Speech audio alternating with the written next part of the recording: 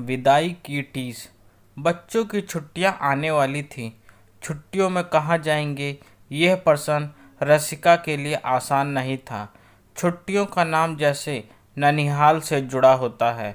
कुछ सोचना नहीं, बस चलो नानी के पास। और नानी मामा भी तो बच्चों को बिगाड़ने के लिए जैसे लैस होकर ही बैठे रहते हैं। बच्चों के मुंह से कुछ निकला नहीं कि हाजिर जैसे मामा ना होकर अल्लादीन हो। यह सब बीती बातें थीं, मगर बच्चे तो उसी पुराने मामा को जानते हैं। क्या कहें, वो बच्चों को छुट्टियां आते ही उसे जैसे डिप्रेशन होने लगा था।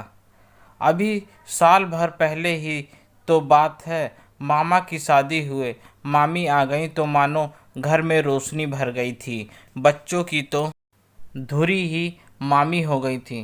कभी आइसक्रीम तो कभी चॉकलेट लेकर पहुंच जाते। मामी हमारे साथ आप भी खाओ। उसे भी अपनी तरह बच्चा ही बना लिया था। बच्चों ने शादी के कुछ दिन बाद तक वह रुकी थी। भाई भाभी हनीमून पर गए तो रसिका माँ बाबा के पास ही रुक गई। घर बिखरा था, सब समेट के संभाल के ही गई थी। वह वापस फिर गई व्यवस्थाओं और बच्चों की पढ़ाई के बीच साल बीत गया। वीडियो कॉल से बात होती रहती थी। भैया भाभी माँ बाबा सब से। रसिका के पति विशाल का ऑफिस के काम से लखनऊ जाना हुआ तो रसिका का मन मायके को ललचा गया। पर बच्चों की पढ़ाई छूट जाएगी, यह सोच कुछ ना बोली। चेहरा मन का आईना होता है। रसिका की सास विनीता जी ने रसिका से कहा, विशाल 3 दिन के लिए जा रहा है लखनऊ, तू भी हो आ मायके, अच्छा मौका है। रसिका ने कहा, माँ मन तो बहुत है, शादी के बाद गई भी नहीं हूँ, मगर बच्चों के स्कूल। अरे तेरे पति को पाल पोस कर इतना बड़ा किया है, अपने पोते पोती को 3 दिन ना संभाल पाऊंगी। रसिका ने बच्चों से कहा तो बच्चे बोले, आप जाओ, हम दादी जी को अच्छे से संभाल लेंगे। विशाल ने कहा लगाते हुए कहा, चलो तुम्हारी तो दोनों तरफ की चिंता दूर हो गई। रसिका उल्लासित मन से सबके लिए कुछ न कुछ उपहार लेकर मायके पहुंची। विशाल सबसे मिलकर आधे घंटे में ही निकल गए। रसिका को मायके का माहौल कुछ ठंडा सा लगा। हालांकि माँ बाबा ने रसिका और विशाल की काफ़ी आवभगत की। भाभी भाई ने भी पूरी औपचारिकता निभाई, परंतु रसिका को कहीं अपनेपन का अभाव सा लगा। उसने इसे अपने मन का वहम मान झुठला दिया। माँ बाबा और भाई ने बच्चों के बारे में पूछा, मगर भाभी ने एक बार भी नहीं पूछा कि बच्चे क्यों नहीं आए। रसिका को थोड़ा बुरा लगा, पर उसने कुछ नहीं कहा। माँ से भी ना वह कुछ बोली ना कुछ पूछा। वो यह समझती थी कि माँ को भाभी के साथ ही निभाना है। अगले दिन सुबह अपनी आदत के अनुसार रसिका उठी, नहा धोकर किचन में आई। उस समय सुबह के 8 बज रहे थे। उसने देखा माँ पूजा कर रही थी, बाबूजी अखबार पढ़ रहे थे, भाभी भैया का कमरा अभी खुला नहीं था, तो उसने चाय बनाई और बाबा के पास आ गई। बाबा बोले, बब्बन हलवाई की कचौड़ी ले आऊं, खाओगी ना? रसिका ने कहा, नहीं बाबा, घर का ही नाश्ता ठीक रहेगा। किचन में खटपट की आवाज़ आई तो देखा भाई था, पानी गर्म कर रहा था। रसिका बोली, गुड मॉर्निंग भैया, चाय बना दूं?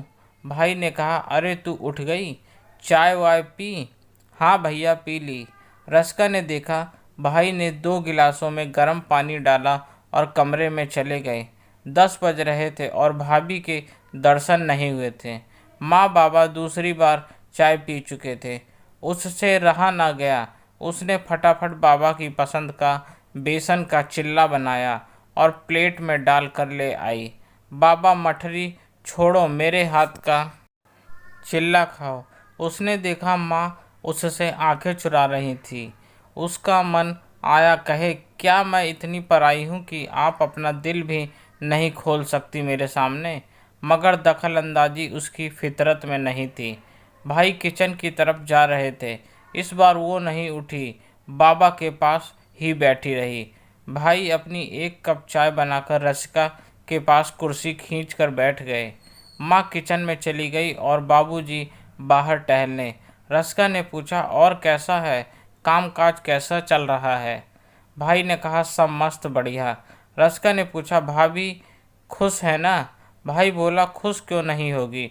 फिर थोड़ा रुक कर जैसे कि रसिका ने पूछने का मंतव्य समझता हुआ बोला, तुम्हारी भाभी थोड़ा रिजर्व नेचर की हैं, ज़्यादा घुसना पसंद नहीं करती, बस अपने काम से काम। रसिका का चेहरा लाल पड़ गया। घुसना शब्द उसे भीतर तक छील गया। उसे लगा वो अभी रो देगी। उसने मन ही मन भगवान का धन्यवाद किया कि उसके साथ बच्चे नहीं थे, ना ही विशाल।